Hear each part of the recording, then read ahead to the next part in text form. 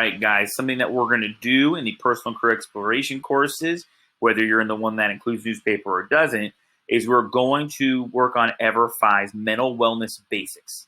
Okay? And so you're going to sign into your Wake ID and log in. It's going to give you all your different little choices and stuff, Google Classroom and Drive and all that. You're going to click EverFi. That's what it looks like right there. So click that box. When you go to EverFi, you want to make sure you're clicking on mental wellness basics as your lesson. Okay? Sometimes there's other stuff added in, other teachers and classes. We're doing mental wellness basics. When you start, there's usually a survey, okay? And then you're going to start an introduction to mental health. You really need to just finish one of them today. We'll do all four eventually, okay? But, you should be able to finish one today.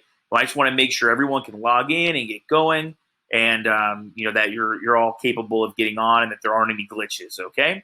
So I hope everybody has a great day. I hope this is a good enough explanation. If it's not, shoot me an email.